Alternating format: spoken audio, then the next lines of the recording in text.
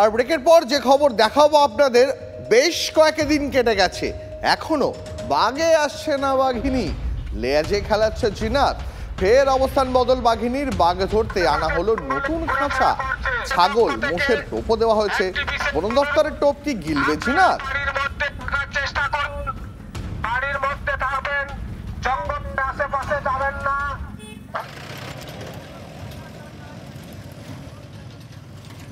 টানা 5 দিন বান্দোয়ানের রাইকা পাহাড়ে থাকার পর অবশেষে অবস্থান পরিবর্তন। বান্দোয়ান থেকে এবার মানবাজারের জঙ্গলে বাঘিনী জিনাত, দাবি বন দফতরের।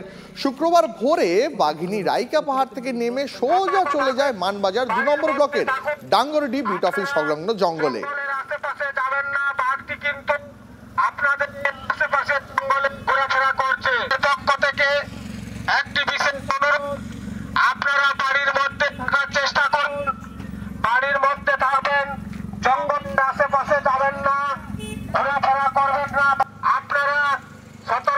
বাঘিনীকে ধরতে হিমশিম অবস্থা বন দপ্তরের। আপনাদের দেখাচ্ছিলাম এই মুহূর্তে যে কিভাবে একেবারে গাড়িতে করে মাইকিং করা হচ্ছে এলাকায়। বলা হচ্ছে যদি খুব দরকারি কাজ না থাকে বাড়ির ভিতরে থাকুন, বাইরে যাবেন না।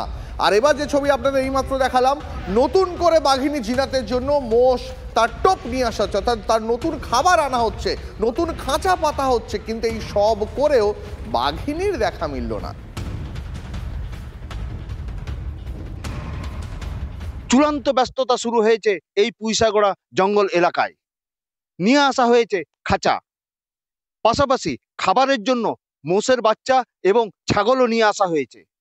এই এলাকায় গ্রামবাসীদের যেটা বক্তব্য, এই ডুংরি এলাকা থেকে যদি বাঘিনীকে নিজেদের কবজায় না আনতে পারে তাহলে আর এই বাঘিনীকে নিজেদের কবজায় আনতে পারবে না বন দপ্তর। তার কারণ হচ্ছে এই ছোট ডুংরি, এই ডুংরি থেকে তার পালিয়ে যাওয়ার কোনো মতেই সম্ভব নয়।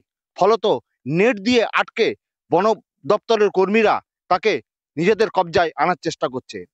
পুইসাগড়া জঙ্গল থেকে তপন হালদার, টিভি 9 বাংলা।